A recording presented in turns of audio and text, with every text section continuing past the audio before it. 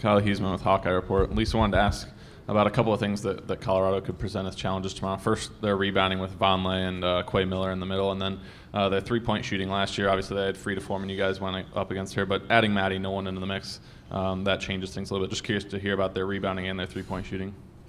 Yeah, I mean, I think you just said it all, Kyle. I mean, we have to box out better than we did last year. We gave up 22 O boards against them last year. Just crazy numbers. And obviously, they have two very good three-point shooters right now. Adding Maddie Nolan, does pose a problem just because now they have two excellent three-point shooters on the perimeter and a great inside game. Right here in the middle. Yep. Hi, Cassandra Negley with Yahoo Sports. You've given Caitlin so much room to be open and public with the media and really become the face of Iowa basketball, giving her that space. What is it about her or your relationship with her that has allowed you to do that for her? I'd say it's trust. I completely trust her. Maturity. She's extremely mature, has handled every situation that's been thrown at her. And she's had a lot of different situations thrown at her. And she's handled them all beautifully. So I think it's both of those things, trust and maturity, that she can handle it. Oh, yeah. Chad Lice, Dakota Des Moines Register. Sorry. What's the latest with Molly Davis-Sarr with the compression brace on type of thing, stretching? Could she play tomorrow? Yeah, she's doubtful for tomorrow. Doubtful. Molly's doubtful for tomorrow. Okay. How's she doing? Like, how close is she, I guess? I don't know. I really thought she'd be back by now. I really did. So I have no idea, how long it's going to take for her to completely heal. But we're not going to put her out there when it's unsafe for her to be out there. Hi, Coach. Erica L. Ayala with CBSSports.com. Thank you for your time. I was hoping you could take us back to Iowa inviting Lynette Woodard for a very special game for Caitlin, for the program, for women's basketball, and why you personally feel that was something that was important to do. I just don't want the history of our game to be forgotten. And Lynette is a huge part of the history of our game. She's the leading scorer. And I just, wanted her to be there in the arena to show her the appreciation that we all have for her and what she laid the groundwork for what we're experiencing now. So that's why it was important to me to have her there. She's, all the great women that were a part of our game. I mean, there's been so many of them, and we don't talk about them anymore, and I think that's really sad. Right here, second row. Hey, Lisa. Howard Magdal, the Next. Good to see you. Just in terms of getting a rematch of sorts with this team, in what ways are you able to use that to your advantage as you've kind of game planned for them? Obviously, you're a little different, they're a little different, but just what similarities have you been able to utilize as you head into this one? Yeah, I mean, we had the whole team watch the film from last year, so they kind of have it in their mind in addition to film from this year. But, it's ironic. Neither team has changed. I know they're a little bit different, but neither team has changed a lot with their style of play. They only lost one starter. We lost two starters. And I think they replaced theirs with a really good, like I said, in Maddie Nolan, a really good player. But, this is a very experienced group. I mean, you're looking at three grad students and a senior in the starting lineup. Both teams are pretty experienced, but I'm sure that they're looking forward to this rematch from last year. Right behind. Yep. Yeah, Coach, you talked about the distractions, different things Caitlin's handled. There was a announcement of Ice Cube offering $5 million for her playing in the Big Three. I just wondered if you all even talked about that. Obviously, you're focused on the game, but things like that come up. Is it even something that people tease her about, or how do you handle that when it's happening while you guys are playing? Yeah, I'm not sure how her teammates are. We haven't even talked about it, to be quite honest. It's kind of like, just put it doesn't have anything to do with us right now. Let's not even talk about it. She did tell me about the invitation that she was getting for USA Basketball, but she hopes that she's not there. We all hope she's not there next weekend, but she was invited, and she shared that with me. But the other stuff, that's just, it's crazy. Susan Harmon, HawkFanatic.com. The fact that Colorado has the two big kids Quay and Aaronette, how do they present different problems for you guys with just Hannah as the post? Well, I mean, Quay is a power forward, and so, I mean, she can play the post, but she's a power forward, and Kate's been doing a good job all year for us at the power forward position. Yeah, we're a little bit smaller there, but, I mean, and Quay will come out and face up and shoot threes as well, so she's just kind of a big power forward, and I think that we've, I think that's okay for us. Hey, Coach, Doug Feinberg, the AP. It's nice to see you. Is there anything Caitlin can do now that would give you a wow moment? Like, wow, I didn't know she could do that. And if not, what's the last one you have that you remember of a wow moment from her? Oh, that's a good question, Doug.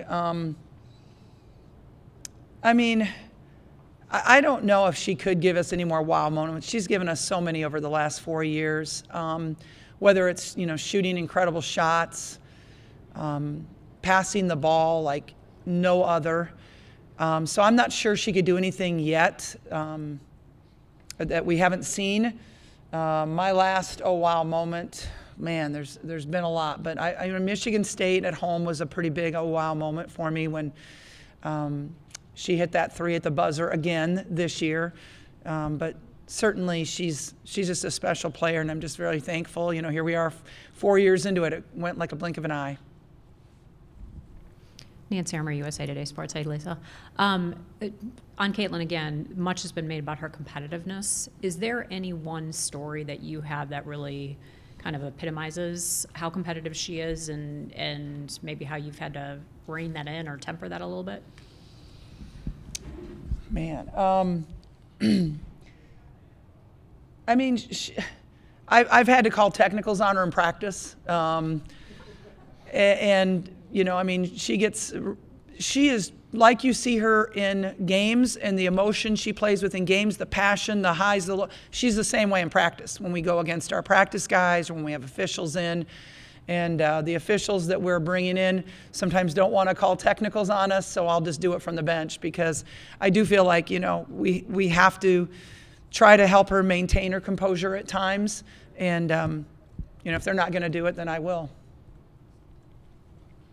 More questions, folks? Yes, right up here.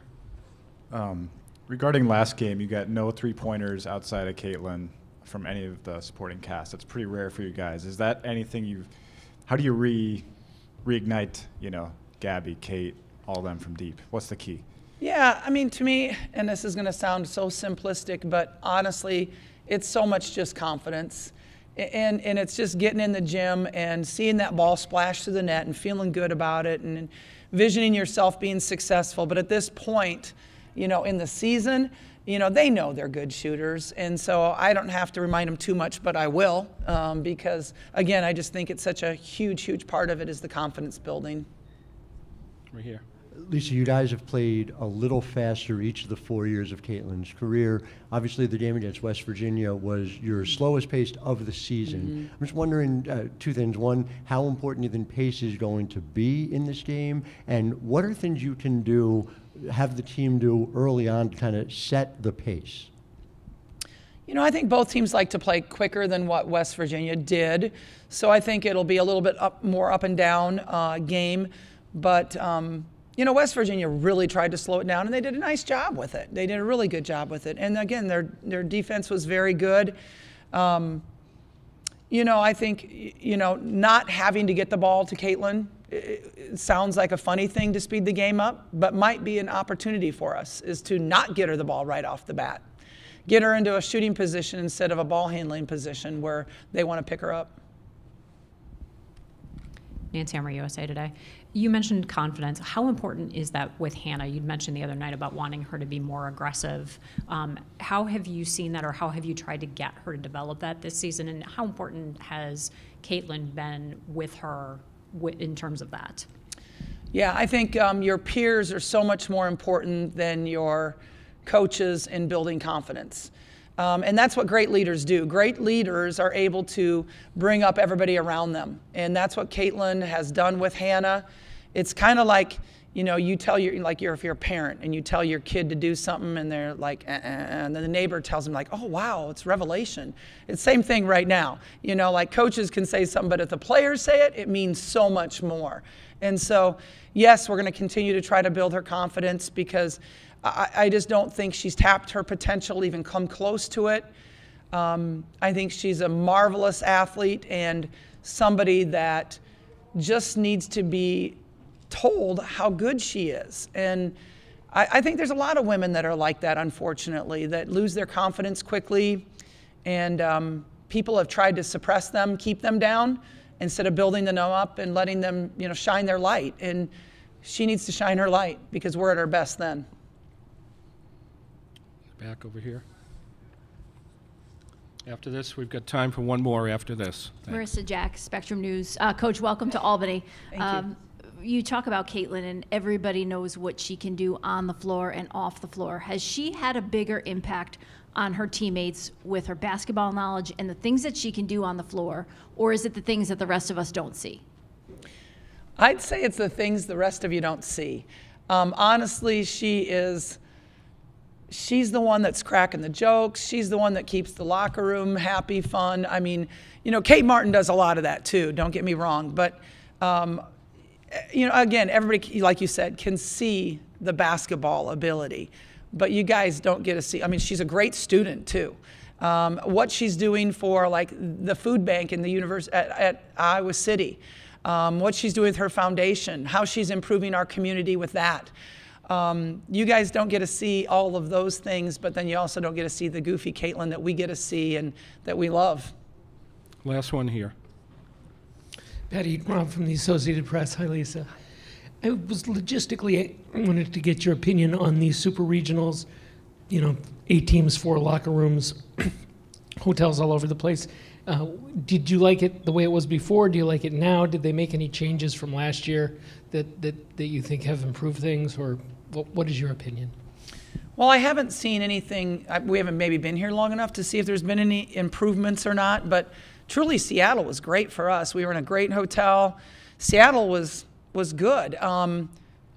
You know, I mean, Albany, obviously the hotels aren't as plentiful and maybe as nice. And obviously, you know, we're talking about every time we were on extreme coasts. And, you know, we play some pretty good basketball in the Midwest too. And we'd love to have the opportunity to showcase, you know, women's basketball at its finest in the Midwest as well.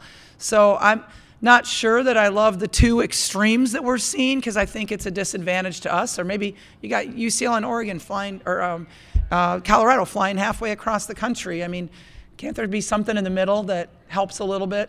I don't know. I would think so. I think women's basketball has grown so quickly, we haven't been able to keep up with it.